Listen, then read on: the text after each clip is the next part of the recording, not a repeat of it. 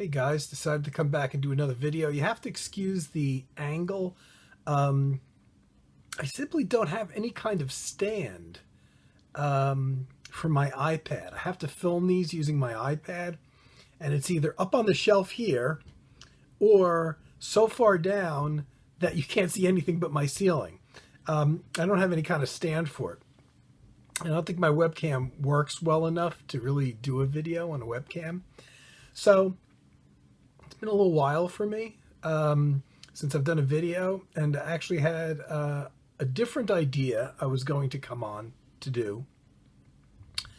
And that kind of led into this other video, which I thought I would talk about some of my favorite musical settings. 1 second. Where did I put the records? Oh. Okay, if you've paid any attention to my stuff over the years, you know just about my favorite musical setting is when a musician goes into the studio and plays all the parts himself, a real solo album. Not necessarily like a live thing, like say solo piano, though Keith Jarrett can do it excellently, or say solo like a classical guitar thing, a live thing.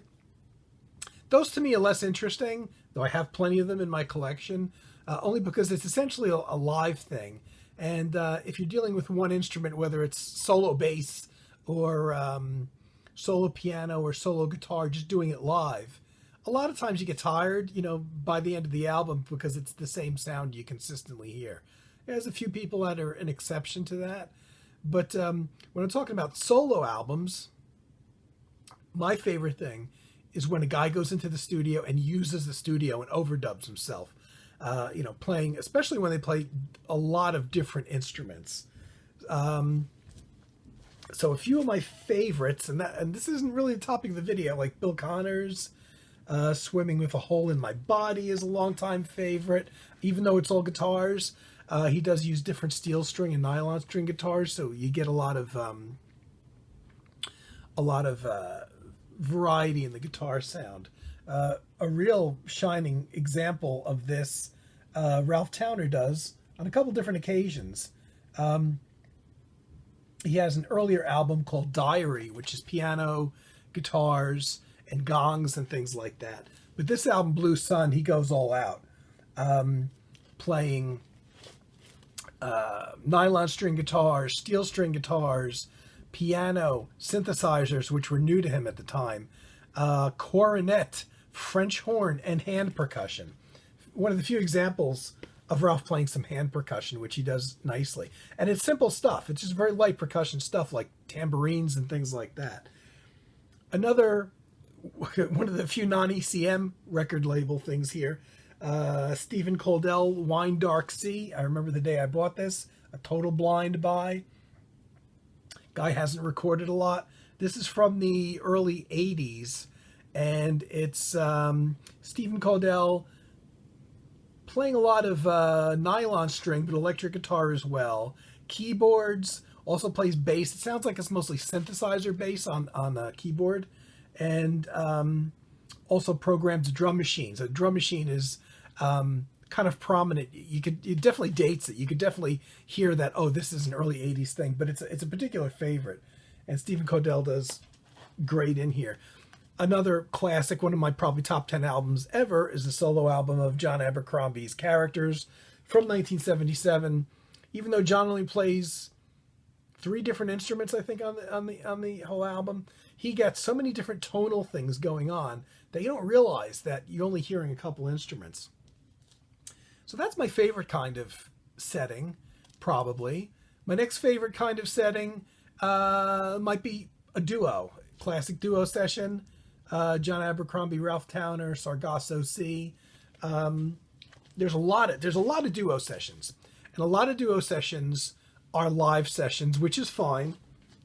Let me just put these down. But I still like the duo guys when they go in and they do the overdubs as well.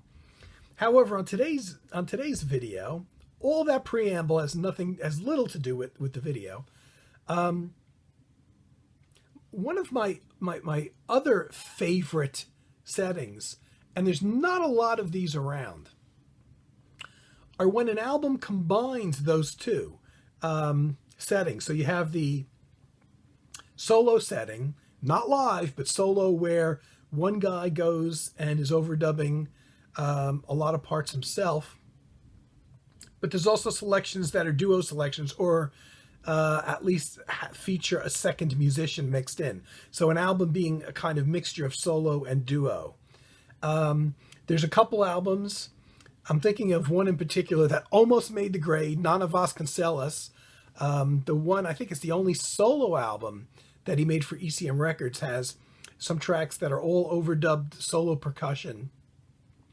And there's one or two tracks that have Egberto Gismonti on guitars that almost made the grade, except for there's one or two tracks that actually have a full orchestra on them as well. But that gets a special mention because that's a very special album. So this, I'm sure I'm going to find more albums in my collection that feature these two, both on the same album. You know, this combination of solo sessions and duo sessions where there's a second musician present. But I think I did a good job here of picking out my favorites. So I'm not showing these just because they happen to fit the bill of the subject matter, but they're all favorite albums of mine. And I know there's a few others spread throughout my collection here, but I'm not sure that they would rank as high, you know, even though they might be excellent albums.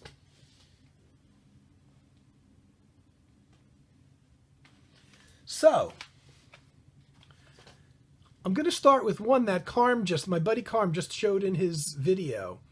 And had he not shown it, I would have forgotten to include it here, yet it's an excellent album. I pulled the vinyl whenever I have the vinyl on it, even though all these things I have on CD. There's a few things that only came out on CD, or that I only have on CD. Here's an album on the Narada label from the 87. Now, Carm just showed this. Michael Jones, the pianist, and David Darling, the late great, who just passed away, one of my favorite musicians in the world, who just passed away. Now, Michael Jones was recording for Narada at the time, and they kind of sold this album as a Michael Jones album. And David Darling at the time, David Darling's recorded for ECM, but he's also recorded for a lot of other labels. I'm not sure if he was actively recording for ECM in the late 80s. He probably was. But he would do one project for them on their label and another on another label or so. Michael Jones was definitely a Narada artist at the time, and they sold this kind of more as a Michael Jones album, but it's not. It's more of a David Darling album. There's 7 tracks on here. Of the 7 tracks, they kind of gloss over the fact that 3 of the tracks, and 3 of the longer tracks, are entirely David Darling solo. Just him. David Darling's even playing the piano, which probably a lot of people listen to this thinking it's Michael Jones on piano. And there's a ton of overdubs.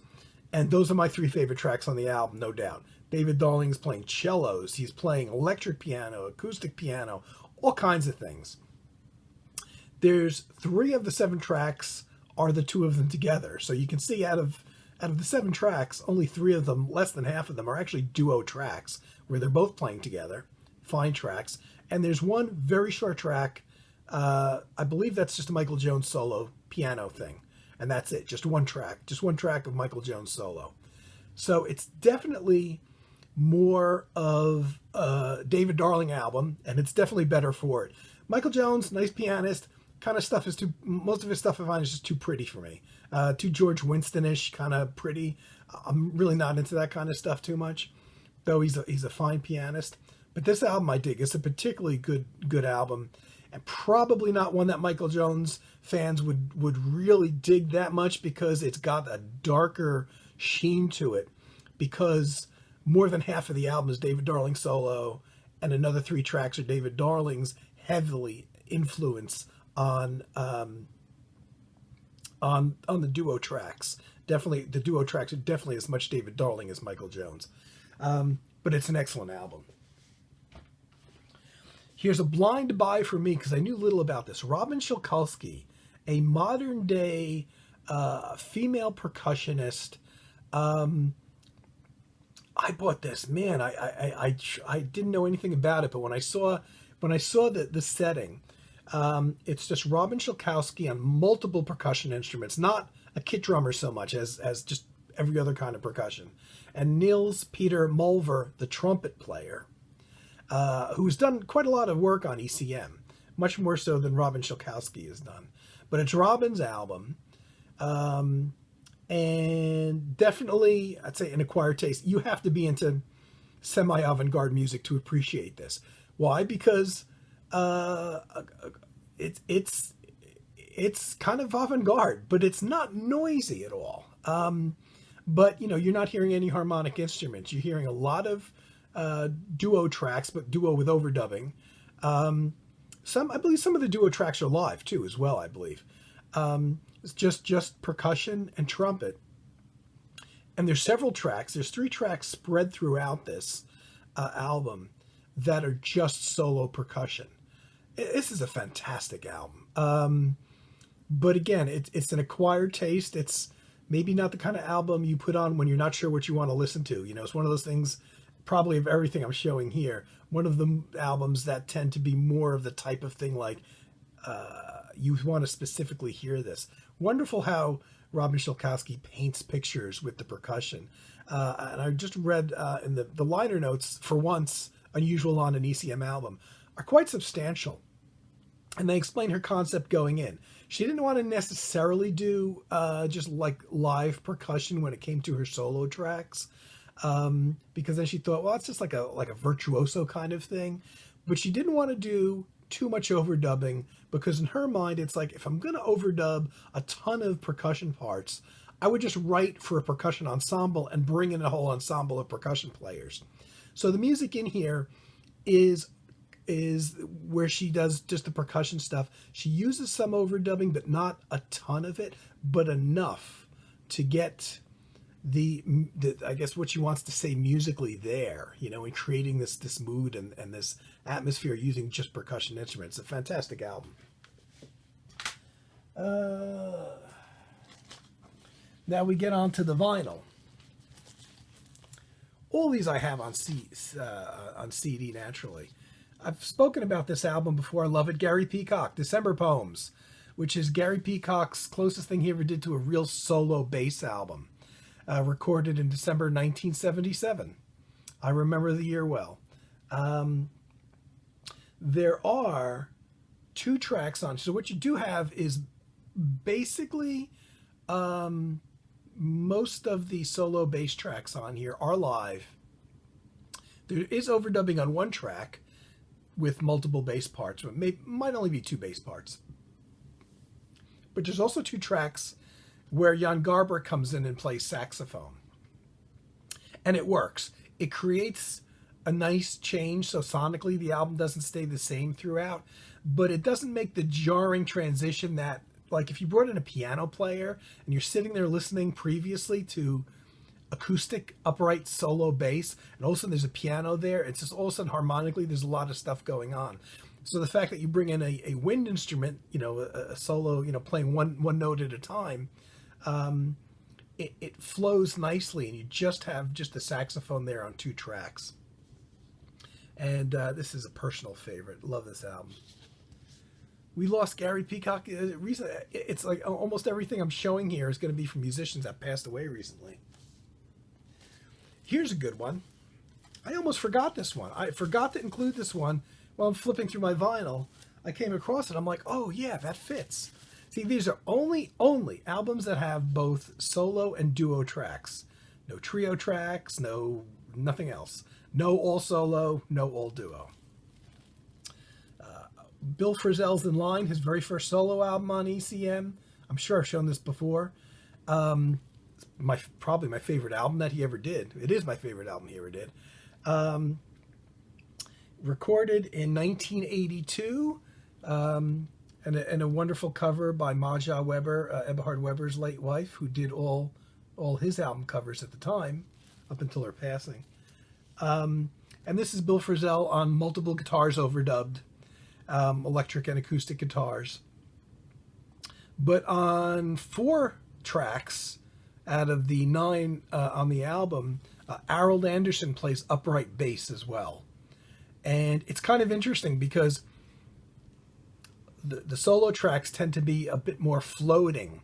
And all of a sudden when the bass is there, you've got this bottom there. And it's not like he's playing very rhythmically, because he's not. Most of the tracks, it's not like he's laying down this bass line that Frisell is soloing on top of. It's more like there's just, it's almost like an extension of the guitar. All of a sudden there's this low end there. And he also does bowing on the bass. So you get almost more violin tones at times. Excellent album. Like I said, my favorite Bill Frisell album. And a good example of the duo solo thing. Here's another one I was flipping through that I had not considered. Then all of a sudden it's like, oh yeah, this one fits the bill. The only album this guitarist, acoustic guitarist, Steve Ellefson, recorded for ECM, when was this? 81, January 1981. Multiple acoustic guitars overdubbed, most of them steel string guitars. The late, great Colin Walcott plays percussion on this as well. He's not on every track. So you have some tracks that are just solo, multiple guitars overdubbed. Some tracks that are multiple guitars overdubbed with Colin Walcott's percussion. Like I said, some solo guitar tracks. And there's one very brief track, less than a minute and a half long, that's just Colin Walcott doing various percussion effects. Not even a rhythm, just these very spacey kind of effects using his acoustic percussion. A track called Awakening, which is really great. Creates a nice variety of sounds with the guitars and, you know, the quieter pieces of having the guitars without the percussion, and then the guitars and the percussion together. Another one I didn't think of, which is among my favorite albums by this particular artist, and the first one I ever got by him, is Mark Isham's first real true solo album, Vapor Drawings. Again, another one from the early 80s, 1983. Most of these tracks are Mark Isham solo with a lot of overdubbing. Trumpets, does the list of the musicians? Yeah. Trumpets, lots of synthesizers. Flugelhorn, piano, soprano, sax, electronic wind instrument, and Mark also plays some electronic percussion. Second musician on here is Peter Van Hook, which is a drummer who also plays electronic percussion and also acoustic snare drum on a few of the tracks. It's not so clear which ones Peter Van Hook plays on, simply because Mark Isham does play electronic percussion himself on some tracks, though a lot of these tracks, or certainly some of the longer tracks, don't necessarily have any percussion of any type going on. But it's an excellent album overall, and it kind of fits the theme for today. So a lot of solo tracks with multiple overdubbing and some duo tracks mixed in there where Peter Van Hook is playing drums. And Peter Van Hook also played with Mark in Group 87, I believe it was called. I'm having a senior moment. I think it was called Group 87, yeah. Here's another duo solo album that people, including me, tend to forget. It has another musician on it. Terje Reptile's After the Rain, my favorite Terje Reptile album of all, which most people, including myself, tend to think, well, it's a solo album. Terje plays everything. Except his wife at the time, who was a vocalist, does do some wordless vocals on, I think, 2 tracks. I don't think more than 2 tracks. It's actually hard to pick out the vocals, because the only time the vocals come in, instead of having them come in during the sparser tracks where the vocal would be very obvious, the only time Terje uses the vocals on this album of his wife are when he's got these really thick chords laid out on electric keyboards and synthesizers. So the voice tends to blend with those. And a lot of the tracks, it's very clear there's no vocals on all, because they're just like a solo flute track, a couple acoustic guitars, track that would be just maybe like electric or acoustic piano and guitar. It's essentially a duet, with because of the overdubbing. But there are those tracks, like I said, two of them, which I think tend to be two of the longer tracks that have his wife's voice on them as well. So kind of also a solo/duo album. Keeping with the Terje Reptile theme, another one that we've shown so much, people are probably sick of me talking about. So I'll do Terje Reptile, David Darling. Most of this album is Terje Reptile and David Darling. A certain amount of overdubbing, not a ton of overdubbing on here.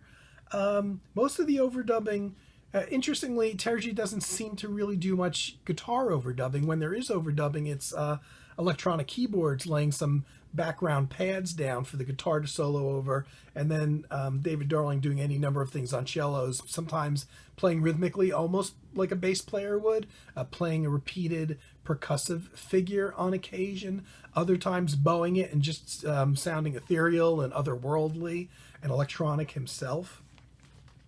But this seems like there's a lot of albums from the 80s here. This is from 1983. It also has two tracks that are solo tracks. So Terje Reptile gets a solo track that's just a live electric guitar thing, a wild thing. And David Darling also has a solo track called Light Years, which is much more typical of his solo output, his solo album specifically, where he does multiple cello overdubs. The other 5 tracks on the album are both them playing together. Excellent, excellent album. And Jack DeJohnette Pictures, another one that's kind of is made to look like a solo album. And it's a solo album. Jack is playing drum kit, as you know. Him probably best for plays organ, electric organ, and also piano. Some of the tracks here are actually live. There's a live drum solo on here where he plays a melodic thing on the drum kit. And I've spoken about this album too because it's a personal favorite. And then there's overdub tracks where he uses piano and gongs and things like that, and some light percussion on 3 of the tracks. The other 3 tracks, though, feature our good buddy, another recently last couple of years deceased, John Abercrombie on guitar. And 2 of those tracks are actually live. Just a live, one of them, which is a personal favorite, is a drum kit and acoustic guitar. Almost like a march, like a Spanish march kind of feeling, which I love. There's one track where you can tell they're just kind of improvising in an up-tempo thing, a drum kit and electric guitar. And only one of the John Abercrombie duo tracks is their second guitar part added. And that's it. It's just live drums and a guitar that's basically holding out sustained chords, while then John went back and did some overdubbing and kind of, I say solo lines, but like more of a lead part, a second guitar part on there. Nice combination though. And these 2 guys were just so well paired. I wish they had done more work together, just the 2 of them. And now the only things I have left are a couple CDs.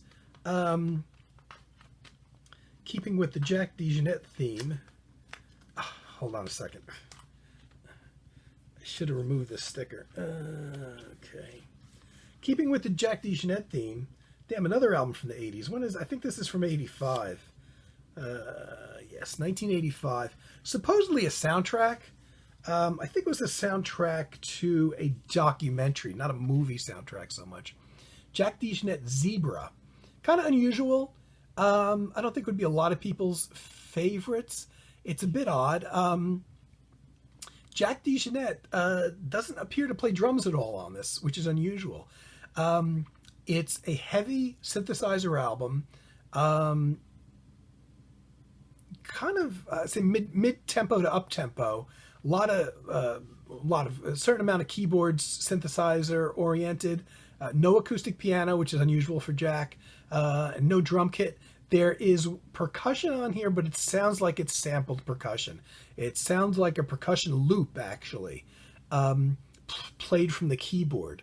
It certainly is an acoustic percussion, and Jack, when Jack has used electronic percussion on some of his albums, it was at a period definitely after this. So I tend to think that the percussion that you hear on here, which definitely has a synthetic quality to it, is coming from the keyboard. An interesting album, if not like the most brilliant thing he ever did. It's certainly interesting. And trumpeter Lester Bowie plays on at least two of the 5 tracks on here, so which gives it a complete different vibe, because obviously the trumpet's an acoustic instrument and it's mixing in with all this electronic keyboard stuff. It's a very, very interesting album. I'm gonna keep this under 3 hours, so that you don't have to call in sick to work to watch it. And here's one that I kind of forgot, and well, didn't realize when I first got it that it fits the bill of a solo/duo album, which is unusual for these guys. So here's a movie soundtrack, White Bird in a Blizzard by Robin Guthrie and Harold Budd. Now, Robin Guthrie and Harold Budd, the recently deceased Harold Budd, recorded a lot of duo albums together. A lot. To the best of my knowledge, all of their duo albums, or at least they don't list individual credits, all of their duo albums, every track that I'm aware of is the both of them playing together. Now, that may not always be the case, then they simply didn't credit it. For instance, I know Robin Guthrie will play keyboards on his own solo albums as well. So if he snuck in some keyboards on a Harold Budd / Robin Guthrie album that Harold Budd didn't maybe play keyboards on, I'm not sure. I kind of doubt it. I think that when they released most of their albums together as duos, they both play on all the tracks, except for this one. It's very interesting. This, again, is a movie soundtrack that only came out a few years ago. It's a really good album. I haven't seen the movie. I wouldn't mind seeing it sometime. But if you know the Harold Budd, Robin Guthrie album history of them, really playing together, this is the only one that has, it has, let me see, 1, 2, 3, 4, 5 solo tracks by Robin Guthrie, all written for the movie. 4 solo tracks by Harold Budd, also written for the movie. And only, I think, is it 2 or 3? It's 2. Only two tracks where they actually play together. So it's kind of interesting. And for me, it's a nice, maybe it's slightly different than their other albums, because obviously when they both play together, there's a certain homogeneous sound to the whole album. And with this one, you really have to be tuned in. If you're listening to it as background music, I don't think you would notice the 2 tracks that they play together versus the solo tracks. But if you listen closely, especially with the 4 Harold Budd tracks that are solo, you might notice it's an interesting album all the same. Maybe because of this unusual combination of solo and duo tracks, it tends to be the first one that I play by them. Out of all their duo albums, and their last duo album was only released, as I'm recording this, in January 2021. It was only released about 4 days prior to Harold Budd's passing. So I've kept this under my usual 3.5 hours. There's definitely other albums around that I haven't, that fit this bill, even though it doesn't seem there's a lot of albums that fit this subject matter. But these are definitely my favorites that fit that area. And hopefully this video is, I don't know if any of my videos have any interest to anybody anymore, but I have one idea for a future video, and I'm not sure about after that. So if there's anything you would like to see me speak about, or questions that you would rather have me answer in a video than in a little comment, please include those on your comments. that might give me a subject matter for a future video if you're interested in hearing me talk about it. So you can now return back to from whence you came, and maybe I'll see you all soon. Take care, everybody.